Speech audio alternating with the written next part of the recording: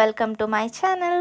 ಇವತ್ತಿನ ವಿಡಿಯೋದಲ್ಲಿ ನಾನು ನಿಮಗೆ ಮಂಗಳೂರು ಬನ್ಸ್ ರೆಸಿಪಿ ತೋರಿಸ್ಕೊಡ್ತೀನಿ. ಪರ್ಫೆಕ್ಟ್ ಆಗಿರೋವಂಥ ರೆಸಿಪಿ, ಟ್ರೈ ಮಾಡಿ ನೋಡಿ, ಚೆನ್ನಾಗಿ ಬರುತ್ತೆ.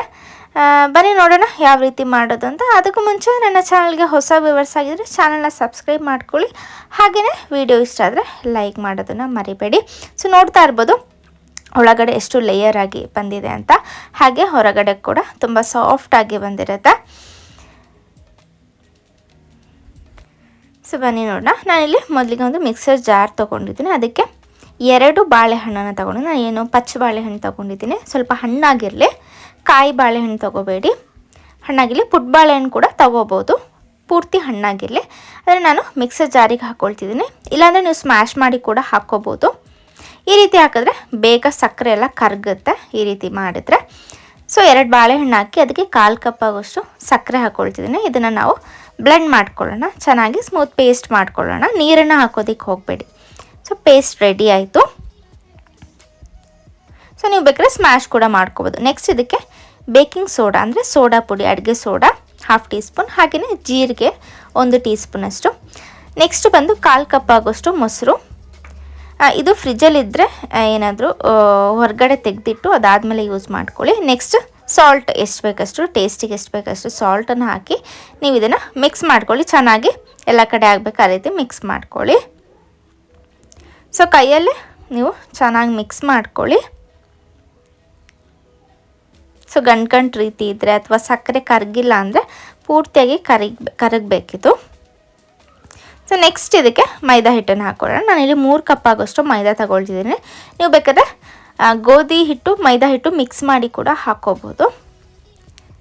ಸೊ ನಾನಿಲ್ಲಿ 3 ಕಪ್ ಆಗೋಷ್ಟು ಮೈದಾ ತಗೊಳ್ತಿದ್ದೀನಿ. ನಾನು ಏನು ಕ್ವಾಂಟಿಟಿ ಹೇಳಿದ್ದೆ ಕರೆಕ್ಟಾಗಿ ಬರುತ್ತೆ. ನೆಕ್ಸ್ಟ್ ಇದಕ್ಕೆ ನೀರನ್ನ ಏನು ಸೇರಿಸಿಲ್ಲ ನಾನು. ಸೊ ಇದನ್ನು ಚೆನ್ನಾಗಿ ಮಿಕ್ಸ್ ಮಾಡ್ಕೊಳ್ಳೋಣ. ಏನು ಚಪಾತಿ ಹಿಟ್ಟಿನ ಹದ ಬಂದರೆ ಸಾಕು.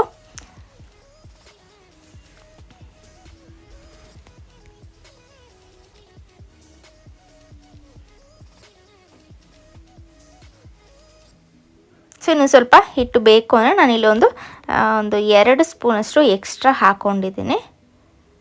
ನೀವು ಬೇಕು ಅಂದರೆ ಹಾಕ್ಕೊಳ್ಳಿ. ಸೊ ಚೆನ್ನಾಗಿ ನಾದ್ಕೋಬೇಕಾಗುತ್ತೆ. ಸೊ ಇದನ್ನು ನಾದ್ಕೊಂಡು ನೀವು ಒಂದು 7 ರಿಂದ 8 ಗಂಟೆ ನೀವು ಇದನ್ನು ನೆನೆಯೋದಕ್ಕೆ ಬಿಡಬೇಕು. ನೆಕ್ಸ್ಟ್ ನಾನಿಲ್ಲಿ ಒಂದು 2 ಟೀ ಸ್ಪೂನಷ್ಟು ಆಯಿಲ್ ಹಾಕಿ ಇದನ್ನು ನಾವು ರೆಸ್ಟ್ ಮಾಡೋದಕ್ಕೆ ಬಿಡೋಣ. ಒಂದು 7 ರಿಂದ 8 ಗಂಟೆ ನೀವು ನೆನೆಯೋದಕ್ಕೆ ಬಿಡಬೇಕು.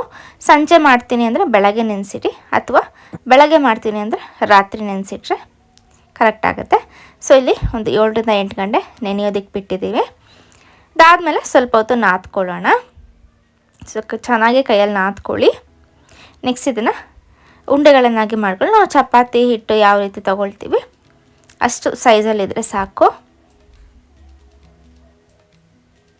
ಸೊ ಇದನ್ನು ಚೆನ್ನಾಗಿ ಉಂಡೆ ಮಾಡಿ ಇಟ್ಕೊಂಡಿದ್ರೆ ನೆಕ್ಸ್ಟ್ ಇದನ್ನು ನಾವು ಲಟ್ಟಿಸ್ಕೊಳ್ಳೋಣ.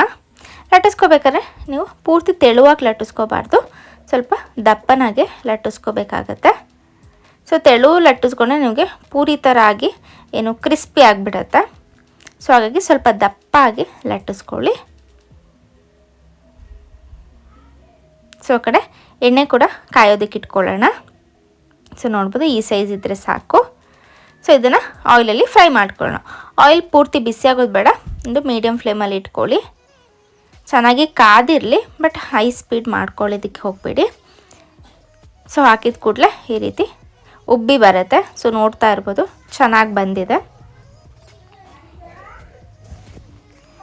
ಸೊ ನೋಡಿದ್ರಲ್ಲ ಇವತ್ತಿನ ರೆಸಿಪಿ ನಿಮಗೆಲ್ರಿಗೂ ಇಷ್ಟ ಆಗಿದೆ ಅಂತ ಅಂದ್ಕೊಳ್ತೀನಿ. ಇದೇ ರೀತಿ ಟ್ರೈ ಮಾಡಿ ನೋಡಿ, ತುಂಬ ಚೆನ್ನಾಗಿ ಬರುತ್ತೆ, ಪರ್ಫೆಕ್ಟಾಗಿ ಕೂಡ ಬರುತ್ತೆ, ಯಾವುದೇ ಫೇಲ್ ಆಗೋದಿಲ್ಲ.